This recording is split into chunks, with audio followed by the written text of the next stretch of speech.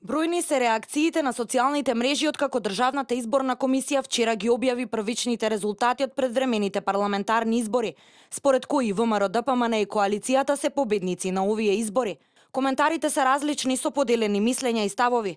Додека едни ја слават победата на ВМРО ДПМН и сметаат дека граѓаните го направиле правилниот избор за подобра иднина, поддржувачите на опозицијата ги анализираат причините за поразот.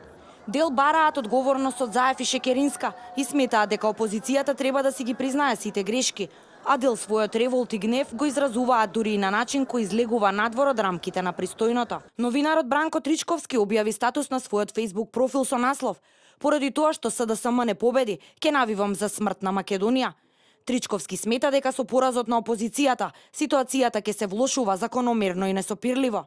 Јас ќе ја продолжам битката за слобода, правда, мир и демократија, свесен за тоа дека сите идентитетски врски со Македонија ми се избришани.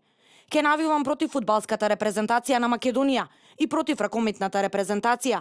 Ќе навивам пензискиот фонд да цркне, ако може веќе утре, да нема заплати на циркузантите што ги напикаа под измислените бироа. Ќе навивам за смртта на Македонија, стои во коментарот на Facebook на Тричковски.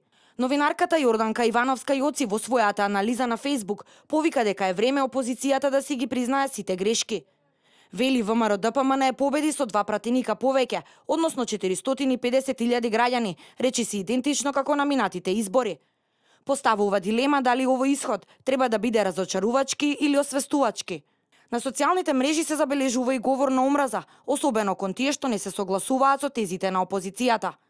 Универзитетската професорка Билјана Ванковска се пожали дека е изложена на атаци и лични дисквалификации. Овие демокративе ќе мора да се преиспитаат зошто не го збришаа режимот на Груевски и зошто мнозина не можат да застанат во ист фронт со нив, коментира Ванковска. Силни реакции предизвика и поединечниот испад за време на синоќешната прослава на победата на ВМРО ДПМН во Битола, кога една симпатизерка се појавила со погребален крст со името на лидерот на СДСМ Зоран Заев. Општинскиот комитет на ВМРО ДПМН преку соопштение се огради и го осудува настанот. ВМРО ДПМН никогаш не поддржувало и нема да поддржи деструктивно и навредливо однесување кон политичките противници. Тоа не е начинот на кој што партијата делува на политичката сцена. Противникот мора да се почитува, без разлика какви средства употребувал тој во политичката борба, велат од ВМРО ДПМН од Битола.